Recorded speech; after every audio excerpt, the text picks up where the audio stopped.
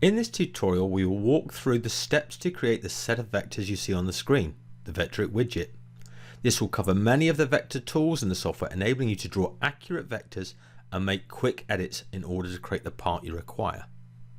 So first we will start by creating a new part. So under File, New, and I'll set a single-sided job setup. Our width will be 9, our height will be 9, and our thickness will be 3/4 of an inch. Our Z0 will be from the material surface, and our XY datum position will be in the lower left hand corner. So with that, I now have my blank job space in which I need to create some vectors. So I'll go across to my drawing menu, and under Create Vectors I'll select the Polyline tool. We're faced with a form now where we can enter parameters, or I can come across and click in the job space on the right hand side, but I do know that I need to start at a very specific point, which is 4.5 in X and 8 in Y, and I'll click Add on the form, which will add my first point, enabling me now to move to the second point. Now I happen to know that the second point is 3.5 in positive X. Okay, so I can come across the form now and go to the DX area, which is distance in X incrementally, and type in 3.5 and add the second point. Okay, I'm now faced with creating my third point, and I do know that it's negative Y and I need to come down by 7. So as I'm moving in that direction now, I can just come away and come to my keyboard and hit 7 on the keyboard and then return, and that will create a line of length 7 in the direction I was pointing, which happens to be negative Y. Now I'm going to come across, and in this case I'm not going to use the keyboard, I'm going to use the smart snapping, which will give me the 7 on the screen, which we can see just there. Okay, so length 7, angle 0, and then I can just come up, in this case by 3.5, so I'm just going to come up until we find that point, which we found just there.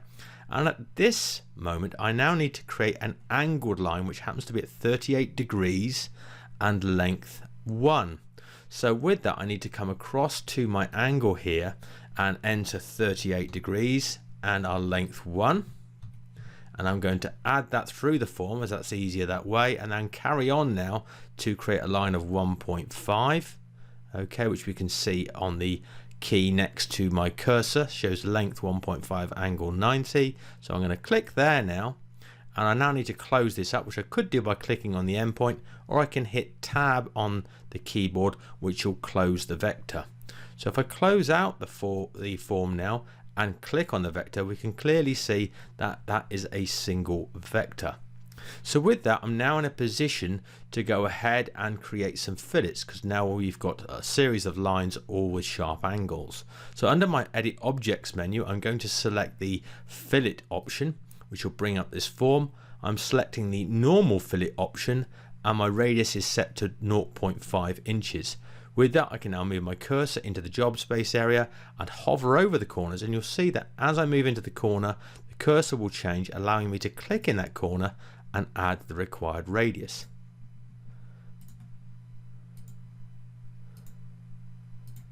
Okay, so I'm going to close out that form, and at that point we can now look to move and create some extra circles on this. But one thing that's come to mind is actually I need to make a modification to this, and I need to move this line that I'm hovering over inwards by 1930 seconds. Okay, so how would I do that best? It's one single entity at the moment, so what am I going to do? So one thing I do think about is I'll delete the original arcs, which I can use the same form. So I've raised the fillet arc option, I can come over to the arc, and you can see that how the cursor changes to an X, allowing me to delete those options.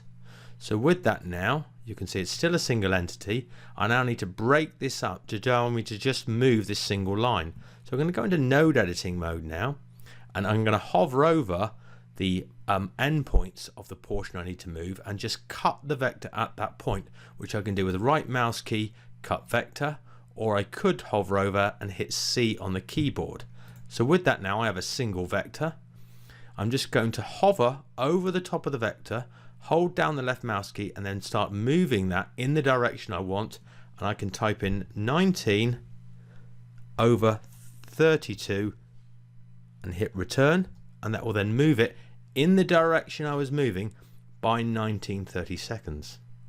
So now I need to trim this back up together before we can go ahead and recreate the fillets. So what I will do in the top one is just simply select the point and simply move that up, okay, to meet, and then take the other point and move that across. And now for the lower one here, I'm going to simply take this point and come across and hover over the other line to find basically the intersection point and simply match that up together. Okay, so we've now created not a single vector because we have basically two pieces. So with that, I'm going to select all those options with Control A on the keyboard and come across to my Join Open Vectors. I click on that. Within the tolerance specified, you can see that we will have one vector left at the end. So I will join that now, close the form, and then I can come back in and fill it and add the 0.5 on. So I'm going to click on the corner there, and we've finished that profile. I'm now going to move through and create the arcs in the corners. So I'm going to go up to the draw circle under the create vectors area, and in this case it's going to be a radius of 0.25, and I'm just going to move my cursor down, and I want to really find the center point of the corner arcs, which if I hover over, you can see that the snap is snapping and finding that corner. So I can simply click once it's found that, and it's very quickly able to find those corners. So the next stage is to add basically the sort of semicircular arc shape at the bottom, and in this case the radius is going to be 3.5. Okay, and I'm just going to come down and find the midpoint on this line. So I'm just going to hover over the line and move across, and we can see we found that position there. Okay, I'm just going to move this up now, and what we want to do is subtract the large circle from the external profile. So to do that, you always select the one you want to extract as the second one. So I'm going to shift and pick the circle now as the second option and come to the subtract, and it's going to take the circle essentially away from the original vector, so we get this sort of cutout position we see on the screen. The next stage is for us to create the rectangular vectors that will be flush with the right hand side of our vector. So with that, I'm going to come across to the create vectors menu and select the draw rectangle.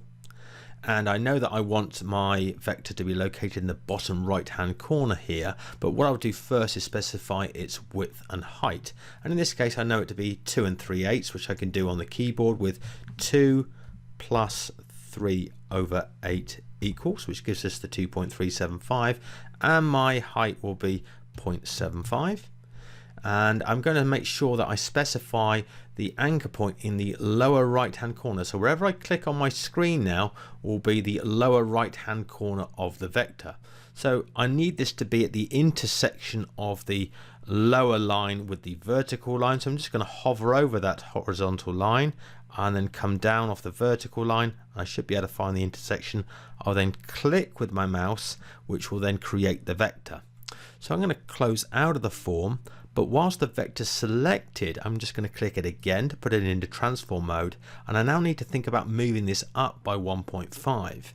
So we can simply easily do that with the shortcuts, is just start moving it in the right direction and just hit 1.5 on the keyboard and hit return, and that will move it by that distance along the direction I was pointing. Okay, I now need to think about creating 4 copies of this. So I'm going to come across to the array copy command, and we're going to actually specify 4 rows, which we have specified. The number of columns is just going to be 1. We're going to have a single one on each row, and I'm going to specify a gap between them of 0.375. Okay, there's no need for us to group them in this case, and I'll just copy that now, which will create the 4 copies. So I can close out of that form now, and we now need to think about really the central vector that will house our Vectric Widget text. Okay, now I know the length of this needs to be from the top left hand corner of the top rectangle to the lower left hand corner of the third rectangle. So with that, I'm going to kind of come across to the draw rectangle command and hover over the top left hand corner, and I can just start stretching that out now, but I'm going to stretch it down to that lower left hand corner and just move this out. Okay, now I know this needs to be 0.75, and I can see that on the screen now. My width says 0.75, height 3, so I'm happy with that and I can let go. So I'm going to close out of that form now, but actually it's the correct size, but it's not in the correct position, certainly in the X direction. It needs to be in between the left hand edge here and the right hand edge on the here. So whilst that's selected, I'll shift and pick the vector I want to align within, and then come up to the align selected objects under the transform menu, and then select the not the align to material but align to selection, and I want to be midway between the sort of left and right extents. So as I click that now, it will relocate that central vector to the middle of the external one. So now I can close out of that form. We now need to think about adding the text. So with that, I'm going to come across to the text menu, but I'm not going to select the draw text. I'm actually going to set the draw text within a box. So I'm going to open that up now and just select the box I want that to go within. And in this case, I'm going to select Helvetica, and notice it's already picked up the width and height of the box, and it's already specified a margin of either none, normal or wide. We have normal set, and I can come straight in and type in the text now, which will be Vectric Widget. Okay, but as you can see, it's orientated incorrectly because we actually want this to be rotated round and to be extended. So with that, I'm going to come down to the bounding box dimensions and just reverse those now. So I'm going to put 3 for the width and 0.75 for the height. So we have the correct sort of sizing of the text, but of course it's still running parallel to X rather than Y. So with that, I can just come up and notice as I hover over the blue, we get this sort of rotation icon. I can start to move that now, and just on the keyboard, whilst it's, once again, I've still got my left mouse key down, I can hit 90 on the keyboard and then return, and that will rotate that by 90 degrees. And as you can see, that's central with a normal margin in comparison to the box it's within. Okay. The next stage is for us to consider the hatched region, which will be based off of an offset of the external vector. So with that, I'll select the vector, come across to the offset menu, and from the form we know we need to go inwards, so that's selected. The distance in this case is not 3 but 0.25, and I'll make sure that we're going to select it when it's offset. So as I offset that, you can see the new vector that's been created, and part of this will be used to limit the hatched region, but one thing I do need to create is 2 vertical lines that will also be used to confine. So with that, I'm going to move across to the draw line polyline, and I need to essentially create an extended line from this left hand edge, because we know that the actual region will be a 1 inch offset inwards from this. Okay, so rather than dividing the line up, etc., I'm just going to create a new line over the top, but I'll just extend it down to the intersection in this lower left hand corner, and I'm just going to come up past the job here and close out that form. Now I'm going to come back in and select it, because what I need to do is move this in a positive X direction by 1 inch. Okay, so I'm actually going to use the offset command for this here, and I'm going to delete the original, and we're going to move to the right, because obviously you can see here at the bottom that the start point is at the bottom end, and if I'm looking along it, then I want to move to the right. So I'm going to select outwards right, and the distance will be 1 inch. So I'm just going to offset that now and delete the original.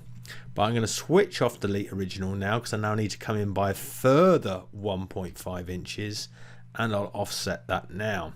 So we've got our 2 limiting lines plus our offset boundary, and we now need to trim this together. So we're going to come across to the interactive trim and take out the pieces I don't want. Okay, and we're just going to quickly snip away here and take out all the bits that we don't need, and here. And what I do need to do here is just chop out the sort of corner of our rectangle here. So we've got that 0.25 region all the way around. And now I'm just going to close out of the form. So rather than trimming away all the different areas, I can just select the whole line and delete it out. Now the next thing we need to do is think about how to create the hatching. And what we'll do for this is to create a single line that will use the array copy to create hatching in one direction, and then I'll create a copy of that so we can have it in both directions, link those together, and then trim that to this vector. So with that, I'll come across to the draw polyline command, and just simply select somewhere on the screen about here, and I'm going to come up at 45 degrees, so we'll just lock on to 45 degrees, and we're going to go roughly around about 3 in length. So with that now, I'm just going to come back and have full view, select the line, come across to the array copy, and in this case I don't want 4 rows, in this case I actually want 40 rows. So just one column. I'm not going to use a gap but an offset, and that offset is going to be in the negative y direction by -0.2, and then I'm going to group all those together and copy, so we can see that we've got one set of hatching. I'm going to close the form now. I now need to create the other, so rather than coming back to the form, I'm actually going to use the mirror selected objects command.